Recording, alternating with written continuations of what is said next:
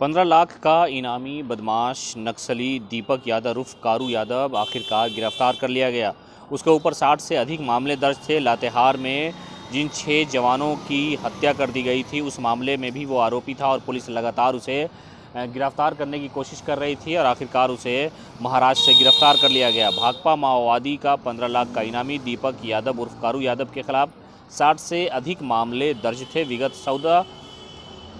विगत 17 वर्षों से झारखंड के हजारीबाग, चतरा, गिरिडीह, बोकारो, लातेहार एवं बिहार के गया जिले के विभिन्न इलाकों में प्रतिबंधित नक्सली संगठन भाकपा माओवादी के सबसे महत्वपूर्ण तथा सक्रिय कमांडर दीपक यादव उर्फ कारू यादव न केवल पुलिस के लिए दर्देसर था बल्कि समाज में भी उसका ज़्यादा खौफ था। हजारीबाग ज़िला के कटकमसांडी थाना क्षेत्र के दौड़वा गांव का रहने वाला दीपक यादव उर्फ कारू यादव 2004-2005 में ज़मीन विवाद के कारण उस संगठन से जुड़ गया था।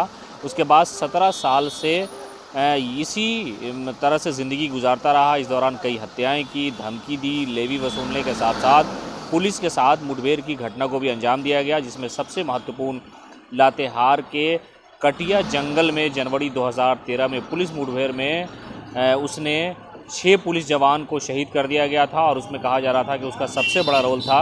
इसी मुठभेड़ में 2 जवान शहीद कर दिए गए थे और जवान का पेट चीरकर बम विस्फोटक लगाकर 4 अन्य को भी मारा गया था। इसके द्वारा वर्ष 2020-2021 में 1 महीने के अंदर ही मयूरखंड, सिमरिया एवं पत्थलगढ़ा थाना क्षेत्र के 3 पुलिस मुखबिरों की हत्या की गई थी। वर्ष 2007 में गिरिडीह में होमगार्ड शास्त्र नगर से एवं 2016 में खास महल बोकारो कैंप में हमला कर हथियार लूटने के अलावा दर्जनों हत्याएं, लेवी वसूलने, आर्म्स एक्ट, पुलिस मुठभेड़, आगजनी, विस्फोट, इस तरह के कई मामले उस पर दर्ज थे और झारखंड पुलिस की तलाश लगातार जारी थी। पुलिस को सूचना पर उसे झारखंड पुलिस ने ही दबोचा है और इस मामले में उसकी महाराष्ट्र से भी मदद मिली है। कारू यादव महाराष्ट्र में एक चाल में वहां रहा करता था अपनी पहचान छुपा करके।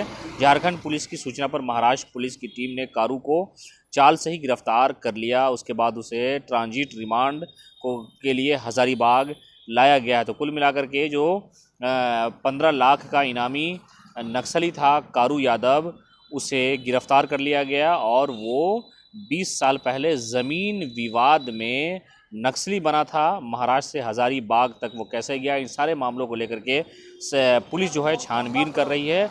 बहुत ही खूंखार नक्सली माना जा रहा था और पुलिस के लिए दर्दे सर बना हुआ था और आखिरकार पुलिस को कामयाबी मिली और मुंबई के एक चाल से उसे गिरफ्तार कर लिया गया। से पूछताछ करेंगे, इनका इंट्रोगेशन अच्छे तरीके से होगा और इनके जो छुपने के जगह है, इनके जो बंकर से इनके द्वारा जो छुपाए गए हथियार है आदि के बारे में हम लोग कोशिश करेंगे पता लगाने की और उसके पश्चात यदि कोई रिकवरी होती है तो वो भी हम लोग कोशिश करेंगे।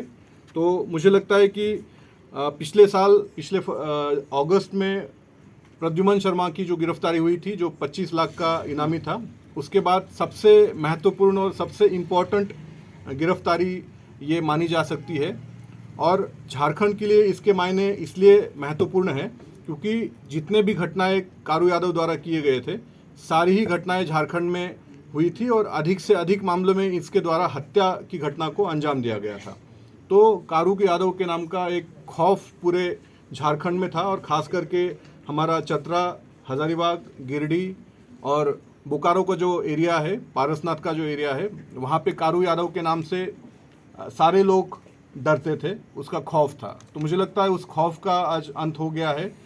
पहली दफ़ा ये गिरफ्तार होकर के जेल जा रहा है, इससे पहले ये जेल नहीं गया था, ये पहली बार जेल जाएगा और हमें उम्मीद है कि इस तरह के जो माओइस्ट का regional committee member Deepak Yadav उर्फ कारू यादव, जिसके ऊपर 15 लाख रुपए का इनाम झारखंड सरकार द्वारा घोषित किया गया था, उनकी हम लोगों ने महाराष्ट्र मुंबई से गिरफ्तारी की है। हम लोगों को एक स्पेसिफिक इनपुट मिला था, उस इनपुट को हम लोगों ने महाराष्ट्र पुलिस के साथ जब शेयर किया तो उस इनपुट को सत्यापित करते हुए महाराष्ट्र में ATS द्वारा दीपक यादव उर्फ कारू यादव की गिरफ्तारी मुंबई से की गई थी।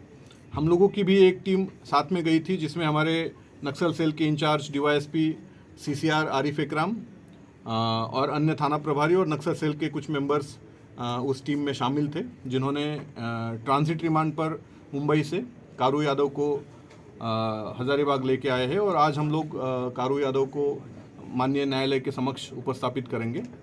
कारू यादव की अगर हम लोग नक्सल संगठन में बात करें तो एक सबसे खूंखार और सबसे दुर्दांत नक्सलियों में से इनकी गिनती होती है।